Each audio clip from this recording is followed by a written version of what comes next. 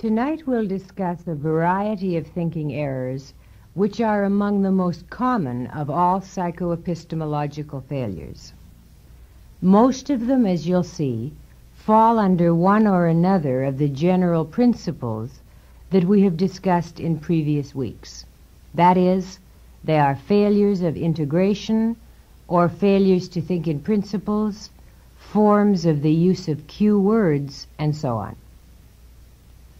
Consider the phenomenon, which I'm sure many of you have encountered, of the person who is unable or unwilling to discriminate or differentiate between, say, the specifically Christian morality and the abstraction of morality as such. The person who regards morality and Christian morality as synonymous.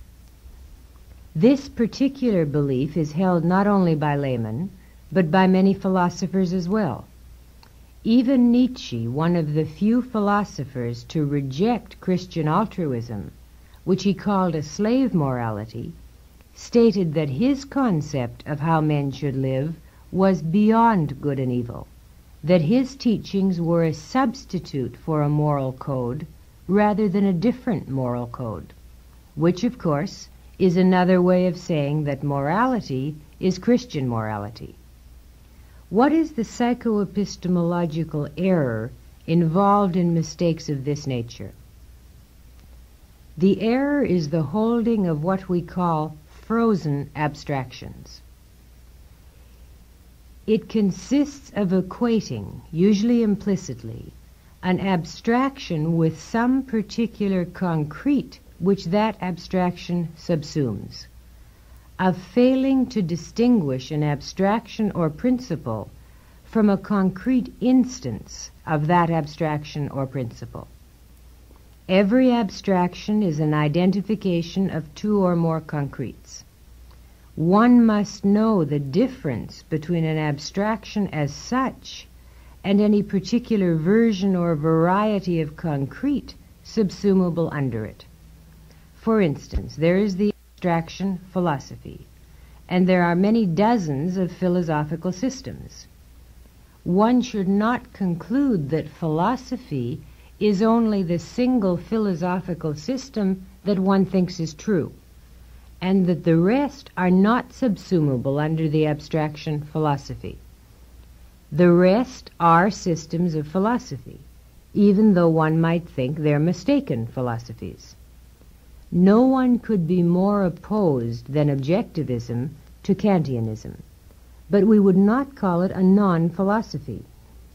To limit the abstraction of philosophy to a particular philosophical system would be to hold a frozen abstraction. The people who equate morality with Christian morality have failed to grasp that morality means a code of values to guide man's choices and actions, that Christian morality is only one concrete instance of that abstraction. It's one kind of moral code. It is not synonymous with morality.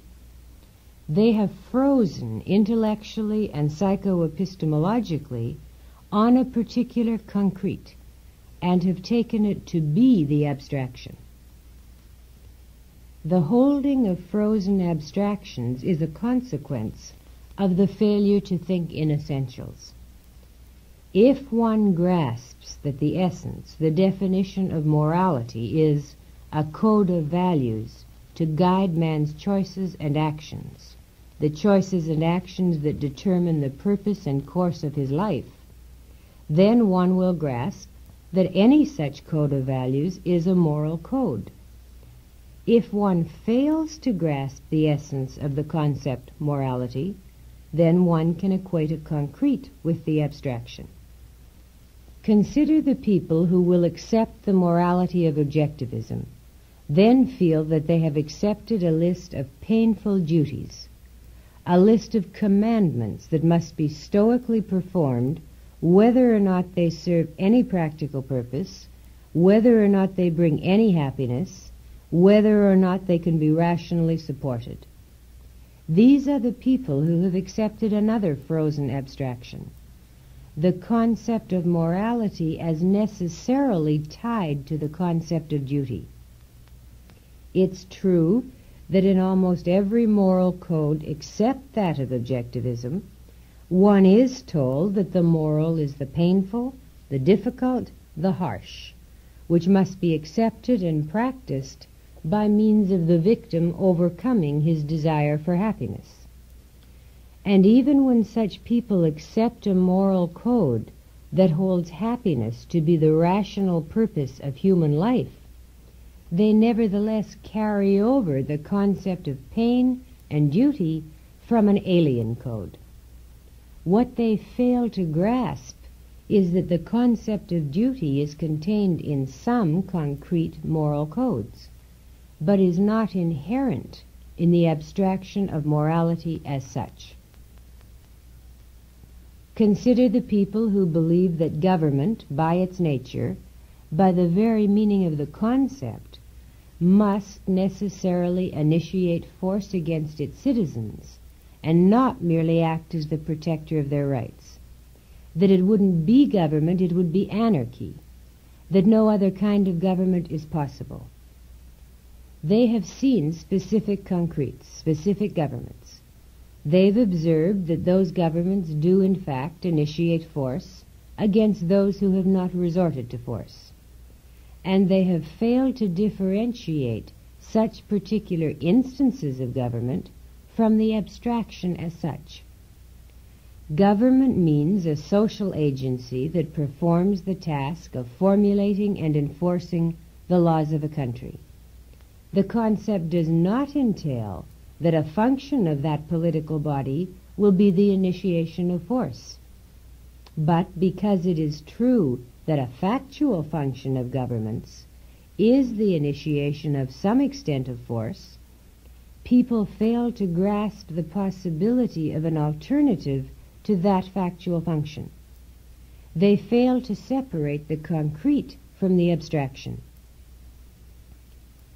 Some students of objectivism, hearing Nathaniel Branden discuss Peter Keating as an illustration of the psychological syndrome which he calls social metaphysics, may conclude that only the Peter Keating type, that is, the blatant, open chaser of the approval of others, is a social metaphysician, and fail to grasp that the concept applies equally to many men who would reject overtly any proffered affection from others, who prefer to be hated and feared instead.